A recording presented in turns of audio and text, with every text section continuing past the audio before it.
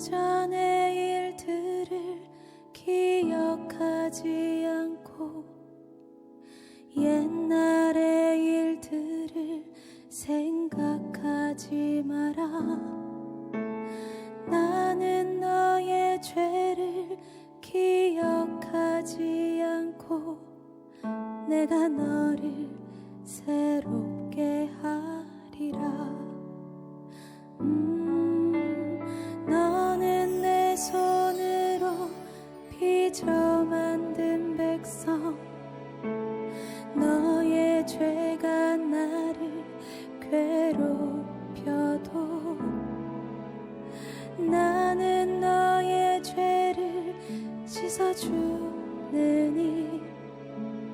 내가 너를 새롭게 하리라. 보라 내가 새 일을 하려 한다. 너의 갈라진 마음에 그 사막과 같은 땅에 길을 내고 큰 강을 내리라. 이미 내가 너를 통해 새 일을 시작했으니 너의 죄를 씻으니 잊었으니 이미 너는 새롭다. 이미 너는 새롭다.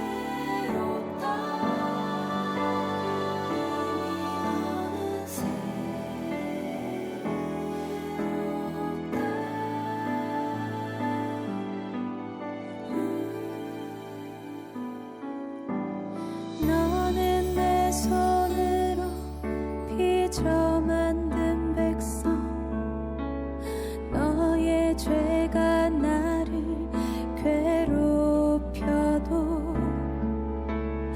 나는 너의 죄를 씻어주느니 내가 너를 새롭게 하리라. 보라 내가 새 일을 하려 한다. 너의 갈라진 마음에 그 사막과 같은 땅에 길을 내고 큰 강을 내리라. 이미 내가 너를 통해 새 일을 시작했으니 너의 죄를 씻으니 잊었으니 이미 너는 새롭다. 이미 너는 새롭다.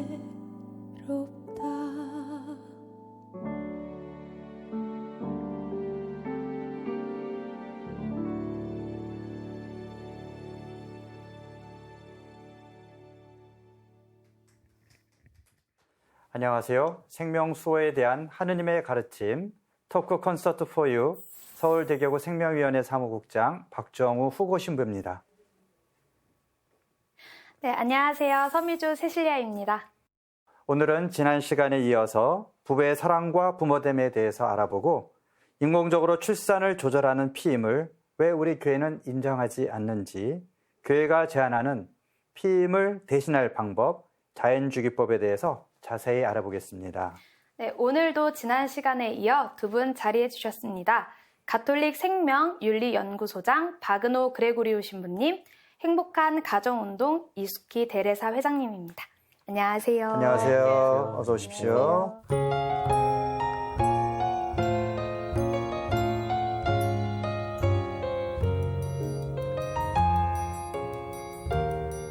네, 박은호 신부님, 우리가 지난 시간에 성교황 바오로 6세 해치 인간 생명에 대해서 이야기 나눴는데요. 바오로 6세 교황님은 이제 이 회칙에서 피임에 관한 교회의 가르침이 무시될 경우에 네 가지 일어날 일에 대해서 미리 이제 예언을 하시면서 이것을 우리가 주의해야 된다. 근데 그 당시에는 별로 주목을 받지 못했는데 나중에는 교황님 말이 맞았다. 사실 이런 네. 어떤 평가를 받았거든요. 네. 그 부분에 대해서 설명을 부탁드리겠습니다. 네, 그 지난 시간에도 제가 잠깐 말씀드렸죠. 이렇게 전체적인 도덕성이 저하될 것이다. 네.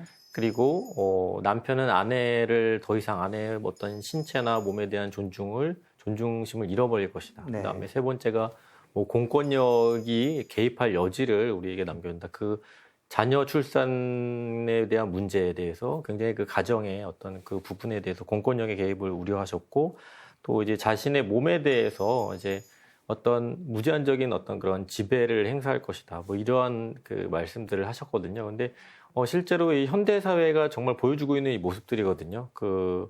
특별히 이제 성에 대한 사람들의 생각이 더 이상 이 성 안에서 어떤 생명과 사랑이라는 어떤 그러한 맥락을 이제 보지 못하고 굉장히 그 차원이 굉장히 가볍게 축소가 되었다는 것, 우리가 이제 흔히 뭐 매스컴을 통해서 미디어를 통해서든지 아니면 젊은 사람들의 어떤 그러한 그 삶을 통해서든지 얼마든지 확인할 수 있는 부분이고, 그 다음에 또 뭐 공권력의 개입 같은 부분은 이제 국가가 지금 최근에 그 낙태죄 폐지 운동도 사실은 어떻게 보면 이제 국가가 그 출산의 문제에 대해서 지금 과도한 개입을 하면서 어떤 그런 법을 이렇게 저렇게 바꾸고 또 있던 법을 무력화시키고 이런 과정에서 사실 생겨난 갈등 중에 하나라고 볼 수 있거든요. 이제 그러한 어떤 출산의 문제에 대한 국가의 개입이 지나친 부분이 있었고, 또 오늘날 이제 사람들이 자신의 몸을 바라보는 관점 자체가 사실은 이것이 나의 어떤 인격을 표현하는 것이고, 우리가 몸 없이 존재할 수 없다면 이 몸은 곧 나이기도 한데, 오늘날에는 굉장히 이 몸을 얼마든지 내가 원하는 대로 바꿀 수 있는, 심지어 자신의 어떤 성별까지도 얼마든지 바꿀 수 있는 것으로 이렇게 생각하는 그러한 사례들이 점점 늘어나고 있습니다. 사실 이제 그런 것만 봐도 충분히. 그러니까 60년대에 사실 과학이 발달하면서 인간이 자신의 어떤 생식 능력마저도 과학의 힘으로 네. 조절할 수 있다라고 생각했고, 임신과 출산을 걱정하지 않고 부부가 성관계를 하면 부부관계도 더 좋을 것이다. 그리고 이제 그 피임을 통해서 굳이 뭐 낙태도 줄어들 거라고 그때 생각을 했는데, 사실은 그 결과는 오히려 이혼도 늘어나고 낙태도 늘어나고 교황님이 얘기한 것처럼 전체적으로 윤리적인 어떤 그런 의식들이 약화되고 그런 부정적인 현상이 사실 일어났잖아요. 네. 신부님, 교황 바오로 6세가 예언한 네 가지 내용이 다 어렵지만 특히 좀 세 번째가 이해가 되지 않습니다. 공권력 남용이라는 말인데요.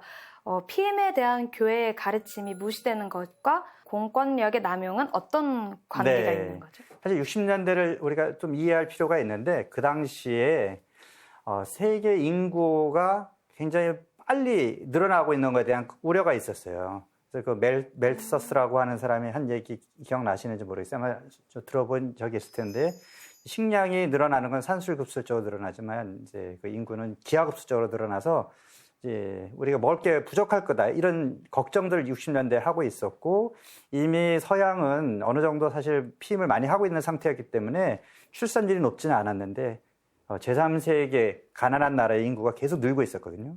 그래서 그 당시에 유엔에서 이런 피임을 제3세계의 가난한 나라에 보급을 해서 인구를 통제하려고 했던 그런 시도들이 있었거든요. 그러니까 그런 기조를 교황님이 우려를 하신 거죠. 근데 실제로 우리나라도 60년대에 행복한 가족계획 운동이라는 것이 또 벌어지면서 가족계획이라는 말을 이런 인공적인 방법으로 산화 조절하는 그런 용도로 정부에서 피임 기구를 보급을 하고, 뭐 피임을 잘하는 사람에게, 그런 가정에게 어떤 혜택을 준다든지, 남성들은 정관 수술을 하면 무슨 혜택을 준다든지, 그런 일들이 이미 60, 70년대에 있었거든요. 근데 중국의 경우에는 한 자녀만 갖도록 했잖아요, 국가에서. 2자녀 이상은 불이익을 줬거든요. 그게 공권력이, 국가가 이런 개인의 삶에 개입을 하게 되는, 여성의 어떤 그런 생식력이 개입을 하게 되는 그런 결과를 가져온 것이고, 그래서 지금은 오히려 또 저출산으로 지금 우리나라가 여러 가지 앞으로 전망이 어둡다. 그런 이제는 아이를 많이 낳아라. 이렇게 국가가 또 이렇게 캠페인을 하는 그런 것이 과연 바람직한가? 이제 그렇지 않다라는 것이죠. 네, 이렇게 교회의 회칙이 교회 용어이기 때문에 좀 어려울 수 있는데 사실 일반인들이 이해할 수 있는 네, 우리 회장님께서 일반인들을 대상으로 교육을 많이 하셨기 때문에 좀 더 일반인들이 편한 그런 표현으로 좀 회칙의 의미에 대해서 설명을 해주시면 좋겠어요. 예, 신부님께서 말씀하셨던 그 4가지 예언 중에 우리가 이런 나눔들을 많이 하거든요. 부부들이 부부간의 불충실성, 도덕성이 하락이 될 것이다 라고 했을 때 굳이 우리가 피임을 한다고 해서 서로가 이제 이런 생각을 하는 거죠. 피임이라고 하는 그 자체가 여자를 이렇게 도와주는 것이고, 뭐 이런 용어 자체도 좀 이렇게 어폐가 있지만, 네. 이게 그렇다고 해서 불충실하지 않다. 더 사랑하기 때문에 그렇게 하는 게 아니냐. 이런 논리인 거거든요. 근데 이걸 장기적으로 이렇게 봤을 때, 가정 안에서의 모든 어떤 문제들, 뭐 여기서 뭐 크게 논할 거는 아니지만, 뭐 예를 들어 외도를 한다거나, 뭐 이러한 것들, 또 여러 가지 가정의 어떤 문화, 이렇게 성의 문화가 이렇게 부정적인 어떤 일들이 많이 일어나잖아요. 이제 그러한 것들도 이 피임의 어떤 영향이라고 볼 수가 있는 것이고요. 뭐 여성이 남성을 뭐 이렇게 존중하지 않을 것이다 이렇게 이야기를 하는데 대체적으로 여성들이 이제 그 가정 안에 부부 생활 안에서도 남편에게 성적인 배려를 받았을 때 굉장히 행복감을 느끼거든요. 또 그 행복감을 느끼는 아내를 보고 남편이 굉장히 이제 자부심이 있어하고. 그래서 이제 이러한 서로에 대한 몸에 대한 배려를 또 성적인 부분에 대해서는 여성들은 굉장히 민감하기 때문에 그러한 배려들을 이제 남편한테 받고 아내도 그러한 배려에 대한 감사함으로 서로가 주고받는 어떤 그걸 했을 때 행복감이 넘쳐진다라고 하는 것들이 이제 실질적으로 부부 안에서 있는 일들이고요.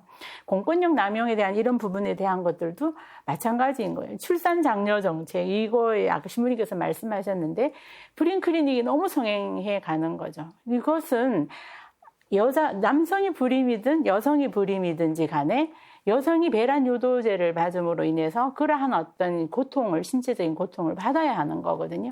그래서 이러한 장려 정책을 할 때 생식력에 대한 어떤 여성들의 돌봄에 대한 이야기들은 하나도 없고 그 교육도 굉장히 부족한 상태이고 그래서 그 몸을 안다라는 것, 그러한 것들이 굉장히 중요한 사실들이죠. 지난 시간에도 저희가 이제 피임에 대해서 논란을 좀 언급을 했었는데 제가 좀 궁금한 게 이제 사후 피임은 어쨌든 생명과 정말 직접적으로 연결되는 문제니까 제가 이해를 하겠는데 사전 피임은 사전 피임은 문제가 안 되는 것이 아닐까라는 궁금증이 생겼어요. 이런 선택마저 이제 교회가 간섭을 하는 건가라는 생각이 좀 들어서 좀 궁금하죠. 사후 피임약은 여성에게 굉장히 큰 해가 되고 심지어는 이제 뭐 낙태약으로도 사용될 수 있지만 사전 피임은 큰 해가 없지 않겠는가 해도 되지 않겠냐 이런 취지인가요? 네, 박원호 신부님 어떻게 생각하세요?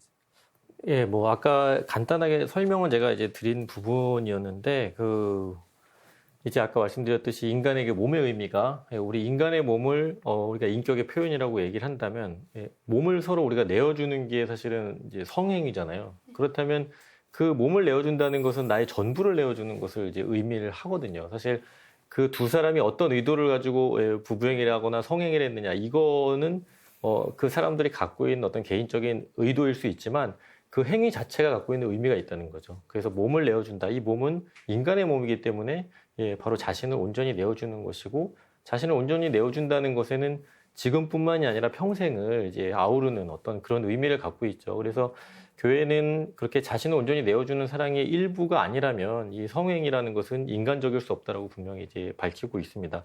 그 맥락 안에서 사실 출산력도 분명히 그 안에 담겨 있는 것이거든요. 그러니까 내가 분명히 내 자신을 내어주는 것이고 그럼을 통해서 그 두 사람은 완전한 일치를 이루게 된다. 그것이 어떻게 보면 하느님께서 남자와 여자를 창조하시고 한 몸을 통해서 그 두 사람이 누리도록 그렇게 계획하신 하나의 또 행복이고 우리 인간의 완성인데 이제 그 부분을 우리가 이제 배제시킴으로써 정작 우리가 누려야 될 그런 행복과 선을 우리 스스로 포기하게 되는 것이죠. 그래서 사실 교회가 자꾸 뭐 죄다 이런 표현을 얘기를 하니까 외적으로 뭐 그냥 죄라고 얘기하니까 죄야 이게 아니라 어떻게 보면 이제 우리가 부부가 마땅히 누려야 될 그 선을 누리지 못하게 되는 그 상황을 스스로 만들어내고 선택한다는 차원에서 그 피임의 문제점을 우리가 분명히 지적을 하고 있는 것이죠. 네, 사실 이제 신부님 얘기를 들으면서 저도 그렇게 이렇게 뭐 설득력 있게 그럼 꼭 피면 안 되겠다 이런 생각은 안 들어요. 네, 네.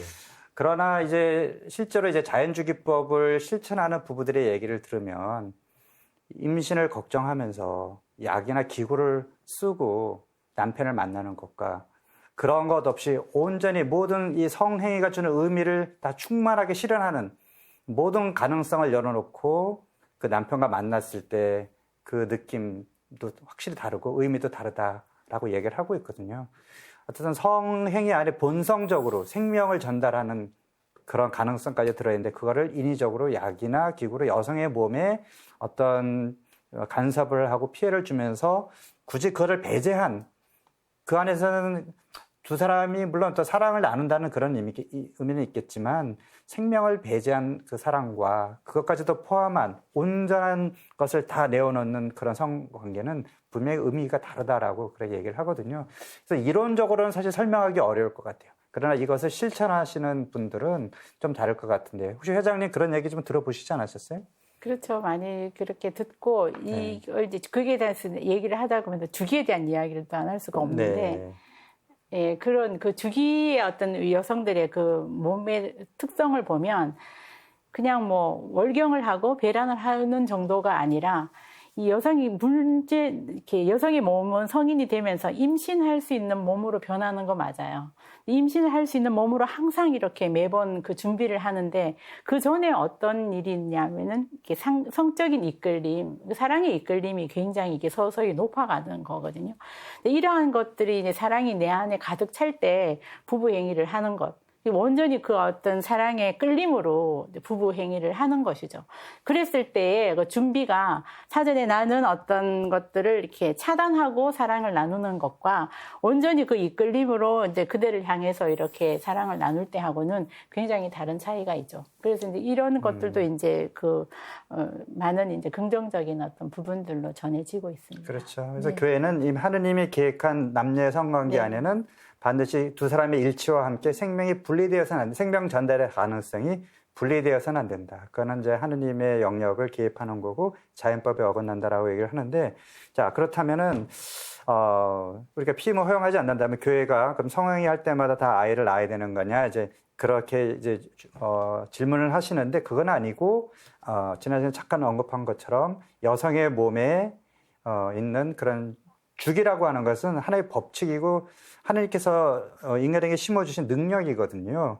그래서 그 안에는 임신이 될 수 있는 기간과 되지 않는 기간이 있다. 그것을 선용하는 것은 정당하다라고 인간의 생명 해칙에 나와 있어요. 그걸 자연주기법이라고 부르는 거잖아요. 네, 그런데 이 자연주기법에 일반인들은 또 이렇게 질문을 해요.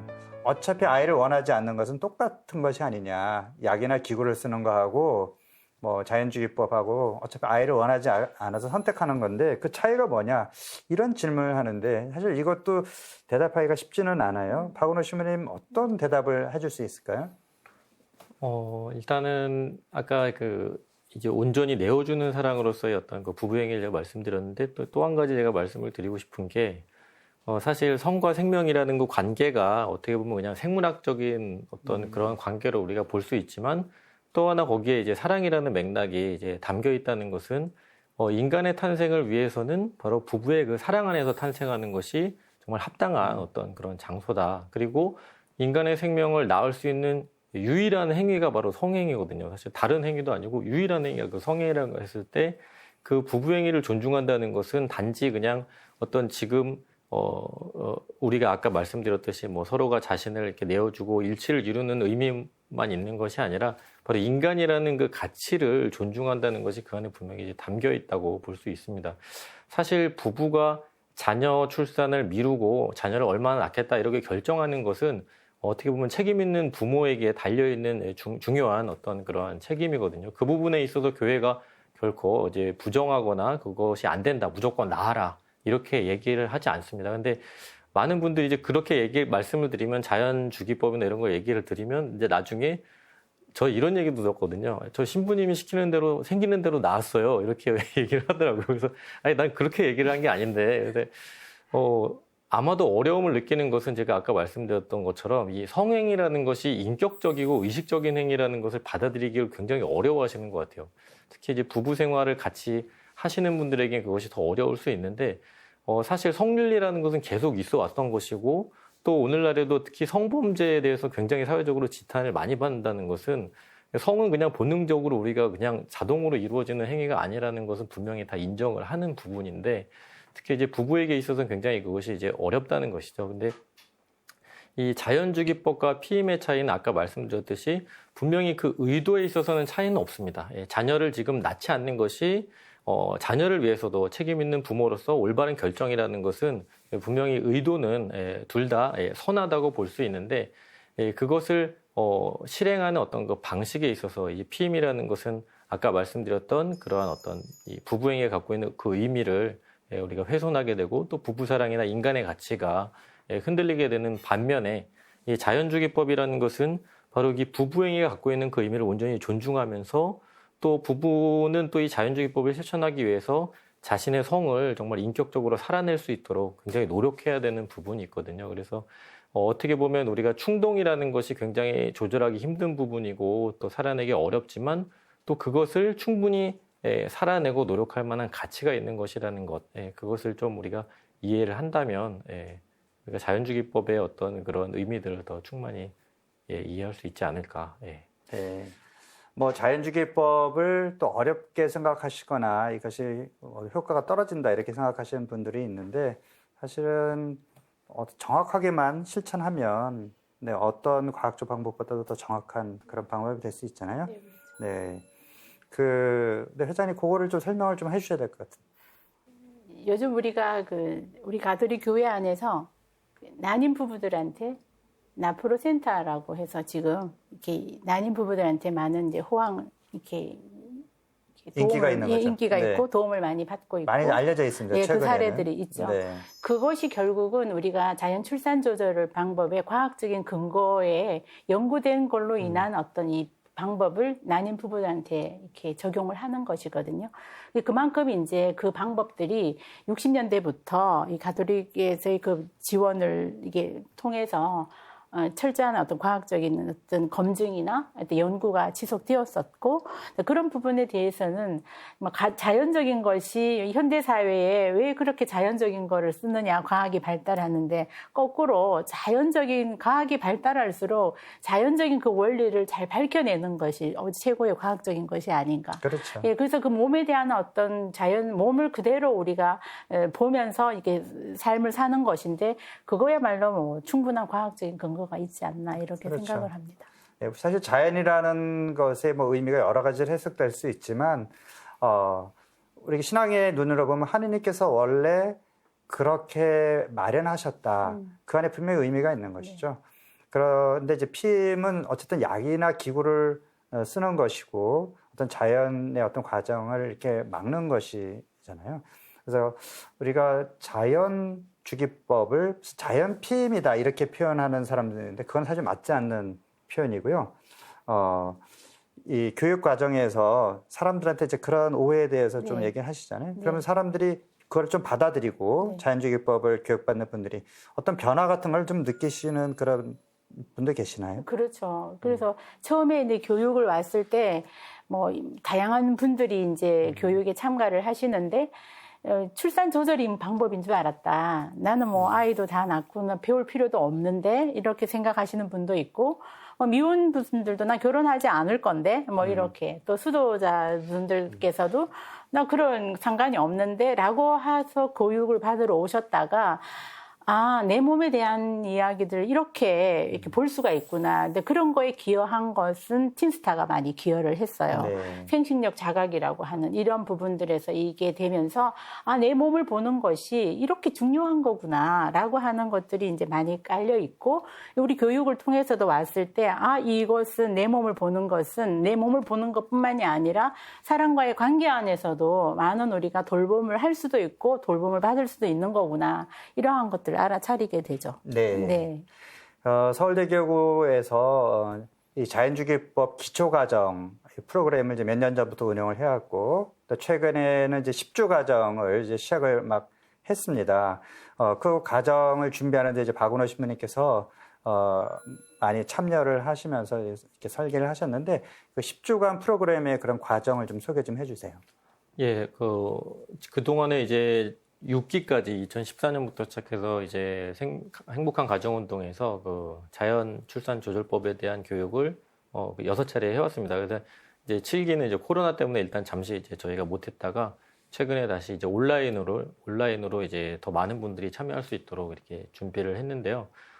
좀 달라진 점이라면 그동안에 이제 그 자연주기법 교육이 이제 영성 부분과 실천 부분, 그래서 영성 부분에는 주로 어떤 교회의 이런 가르침들을 소개하고 자연주기법의 어떤 그 타당성이나 이런 것들을 이제 얘기하고, 그다음에 실천 부분에서 어떤 실제로 이제 그 호르몬이나 점액에 대한 관찰, 그리고 실제로 그것을 관찰하면서 자신들의 주기들을 실제로 이렇게 체크해보는 어떤 그런 시간들이 이제 주를 이뤘다면, 이번에는 이제 그 시작 부분에 일단 도입으로서 어떤 인간이라는 존재가 어떤 존재인가, 그리고 남자와 여자의 어떤 존재나 부부의 사랑, 그다음에 뭐 자녀의 의미, 이런 기본적인 설명들이 먼저 들어가도록 저희가 이번에 조금 짰습니다. 왜냐하면 처음부터 어떤 자연주기법을 이제 설명하는 건 너무 이제 기계적이고 또 기술적인 설명이 될 수 있기 때문에 왜 우리가 이 자연주기법을 교회가 이렇게 권하고 또 소개하는지, 그런 부분에 대해서 이해하기 위해서는 인간이란 어떤 존재인가, 인간이 무엇을 위해서 창조되었고 어떠한 소명을 갖고 있는가, 이런 부분에 대한 이해가 없다면 이러한 내용을 좀 받아들이기가 어려울 것 같기 때문에 이제 그렇게 준비를 했습니다. 네. 그래서 이번 자연주기법은 그 줌이라고 하는 온라인 그 화상 대화 형식으로 네. 하는데 어떤 특징이 있을까요? 일단은 이제 이 비대면 시대이기 때문에 이제 어쩔 수 없이 선택한 부분이 분명히 있긴 있습니다. 왜냐하면 일단 이 자연주기법이라는 것은 그냥 설명만 들어서 되는 게 아니라 실제로 지금 먼저 그러한 그 자연주기법을 실천하신 분들이 직접 만나고 상담을 하고 끌어주면서 이렇게 함께 가야 되는 부분인데, 이제 아무래도 온라인이라는 그러한 매체를 통해서 직접 만나는 것이 저희들한테는 굉장히 이제 한계처럼 느껴졌는데, 또 반대로 또 이러한 온라인 매체가 그동안에 여기에 접근할 수 없었던 분들을 함께 이제 참여시킬 수 있는 또 그런 새로운 길을 이제 열어주더라고요. 그래서 지난번에 저희 오리엔테이션 때 봤더니 이제 뭐 두바이에 계신 분이 네. 참여해가지고 같이 이렇게 하고, 또 수녀님 중에 한 분은 그 저 남미 쪽에 계신 수녀님 네. 한 분이 이건 아니네요. 이제 참생명학교라는 분이 남미 쪽에 계신 분도 네. 참여를 하시는데, 또 어떤 분은 이제 진짜 그 몸을 움직일 수 없을 정도로 좀 네. 이제 좀 몸이 어려우신 분들도 대면 교육을 하면 움직일 수 없는 분도 네, 화상으로는 할 수 있고, 화상으로 이렇게 참여를 하실 수 있는 이제 네. 그러한 것이 돼서 참 이것이 갖고 있는 순기능에 대해서 다시 한번 이렇게 네. 좀 생각을 해보게 그리고 됐습니다. 과거에는 이제 낮 시간에 주로 이제 직장 생활을 하지 않는 분들을 대상으로 했기 때문에 한정되어 있는데, 온라인으로 하다 보니까 이제 저녁 시간에 이제 부부가 함께 들을 수 있는 그런 프로그램이 되어서 네. 젊은 부부들이 많이 참여하고 있다, 이렇게 저는 들었거든요. 네, 그런 장점이 있는 것 같습니다.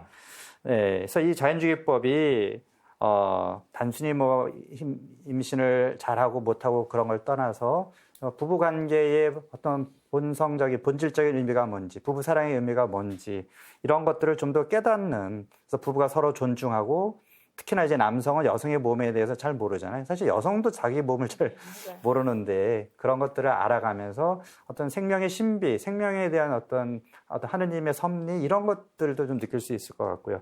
그래서 두 분이 이 자연주기법을, 특히나 이제 우리 회장님은 오랫동안 하셨으니까 우리가 배울 점, 또 회장님이 특별히 느낀 점, 나누고 싶은 점이 있으면 마지막으로 이렇게 정리해 주시죠. 이 자기 몸에 대한 것을 공부를 하다가 보면, 그 부부 안에 이제 자기가 임신이 되었을 때, 생명이 나에게 왔을 때, 우리의 계획대로 되지 않는구나라고 하는 것도 스스로 체험을 하고요. 생명은 정말 우리의 계획보다는 어디 선물로 주시는 것 같다라고 하는 것도 스스로 느끼게 돼요. 그래서 제가 부부가 생각이 나는데, 그 부부는 이제 이걸 잘 이렇게 진행을 하고, 자기 나름대로 이제 계획을 하는 거죠. 이제 터울 조절을 해서 언제쯤에나 우리는 결혼을 이제 신혼기를 즐기고 그 다음에 얼마 후에 우리는 아기를 가져야겠다라고 하면서 충실히 이제 출산 조절을 잘 하는 거죠. 근데 출산을 하면서 이제 임신이 되었어요. 그래서 자기 계획보다는 조금 미루어서 임신이 되긴 했지만 임신을 하는 중에 이제 요즘 산정 검사가 많아요. 이렇게 혼인 연령도 조금 높아지고 물론 과학도 많이 발달을 하고 건강한 아기를 낳겠다고 하는 어떤 그 염원이 이제 산전 진단 검사를 많이 하게 되는 경우인데 이 부부가 이제 그 검사를 하는 중에 기형아 지수가 높다고 나온 거예요. 이런 경우에 이제 많은 갈등을 하게 되고 네. 이제 그러한 상황에서 얼마나 힘든 과정을 가지겠어요. 사실 기형아라는 얘기는 아니거든요. 아니에요, 거거든요. 네. 그게 가능성을 얘기를 거죠. 하는 네. 거예요. 그래서 그러한 것들 하면은 그러면 우리는 이 자연 출산 조절법만 가르쳐 주는 게 아니라 계속 그 돌봄을 함께 해야 해요. 네. 그래서 우리는 의사도 아니고 근데 이렇게 하는 거예요. 그래서 우리는 그냥 기도하고 이렇게 하는데 이들이 스스로 답을 찾는 거예요. 선생님, 우리는 몸을 보면서 부부관계를 했어요. 내 몸에 아무 문제가 없다는 거 잘 알아요. 그래서 우리는 그 두 사람이 이제 나눔을 하는 거죠. 그래서 아기를 지킬 거예요. 이렇게 해서 이제 임신을 유지를 합니다. 이렇게 해서 그 출산을 했는데 너무 감사하게도 건강한 아기를 낳았어요. 그래서 이제 이것이 이러한 상황에 항상 우리는 부부 생활을 하다가 보면 어떤 위기에 선택을 해야 할 경우들이 많아요. 네. 그래서 그 식별을 해야 하고요. 근데 어떤 선한 어떤 기준들이 있는데 그것을 잘 알려주면 신자들은 알아서 해요. 선택할 수 있거든요. 그 선한 방법을 잘 몰랐기 때문인 거죠. 근데 그럴 때 저는 굉장히 보람을 많이 느끼고 역시 생명은 정말 지극정성으로 모두가 돌봐주어야 한다라는 거. 그래서 거기에 아마 제가 한 일원으로서 그 협조자로 이렇게 산다라는 거, 그 자체가 조금 보람으로 느끼기도 하고요. 근데 그런 기억이 납니다. 네. 부부 사랑은 결실이 충만한 사랑입니다. 곧 부부의 친교로 끝나지 않고 새로운 생명을 탄생시키며 지속되기를 지향합니다. 혼인과 부부 사랑은 그 본성상 자녀의 출산과 교육을 향하게 되어 있습니다. 자녀들은 참으로 혼인의 가장 고귀한 선물이며 부모 자신의 선에 크게 이바지합니다. 네, 지금까지 읽어드린 글은 교황 바로 6세 회칙 인간 생명 중 일부입니다. 부부됨과 부모됨은 인간끼리의 약속이기 전에 하느님과의 약속이며 우리가 이 세상을 살아가며 지켜야 할 사명이며 주님께서 주신 축복이라는 말을 끝으로 오늘 이 시간 마무리하겠습니다. 네, 함께해 주신 두 분 가톨릭 생명윤리연구소장 바그노 그레고리오 신부님, 행복한 가정운동 이수키 데레사 회장님 감사합니다. 저희는 다음 이 시간에 또 다른 생명 이야기로 찾아뵙겠습니다. 고맙습니다.